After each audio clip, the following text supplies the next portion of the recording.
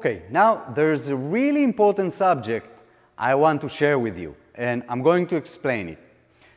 I'm going to talk about what we call switching frequency, okay?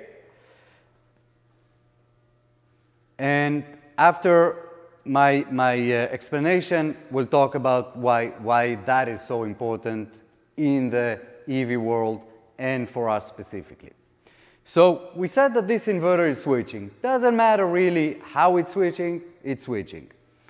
So if we think of this line as the switch is off, now the switch is on, now the switch is off, now the switch is on, and turns off again, and so on and so on.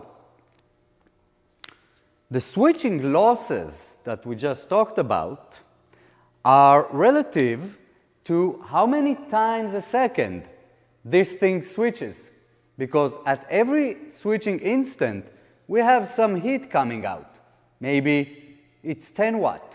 Every time that it switches, there's heat that is coming out. We need to dissipate that heat. If we don't, the thing's just gonna go up in temperature and will probably burn at the end.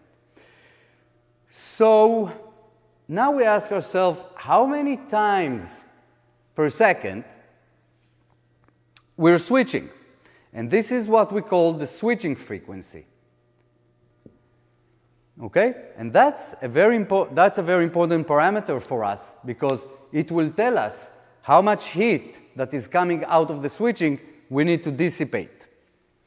Now, up until we came up with this technology, the inverter designers had to take this into account, because if they get 10 watts, for example, at every instant, they need to know how much heat they need to dissipate, and they have to design this whole thing, the cooling, to withstand that. Let's say that in usual circumstances, the industry is switching at 10 kilohertz. That means 10,000 times per second. Now, there is a benefit of switching faster than that. There's a benefit from the motor winding perspective. Basically, every inductor system is benefiting from that, from higher switching frequency. But if somebody wants to go up in the switching frequency, we will have more losses per second. But this thing was designed for a certain amount of losses. We cannot just increase the switching frequency, because we will have to redesign it. At some point, the amount of losses due to that increased switching frequency gets us to a point that we say, okay, this is too much, we cannot cool this thing. Now, why is that important for us? Because our technology eliminates these switching losses. So now we don't have those. We have it from the conduction, but that doesn't depend on the switching frequency.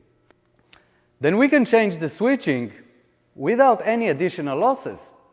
That's a huge benefit for down the road, down the stream components, electric motors, filters, if we talk about grid, line filters, and so on, generators, anything that is using inductors and so on is benefiting from that.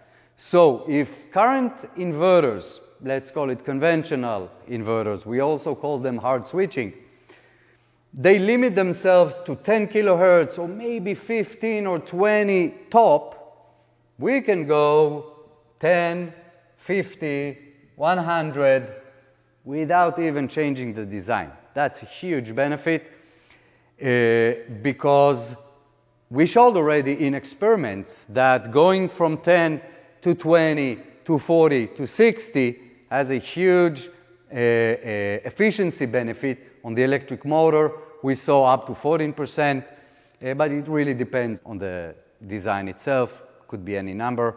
Okay, so to summarize, just please remember, using conventional technology, that's what's available today in the market. Every time you switch, every time the inverter switches, there's heat being generated or losses. What we did is that we eliminated the heat generation, the loss generation during the switching event.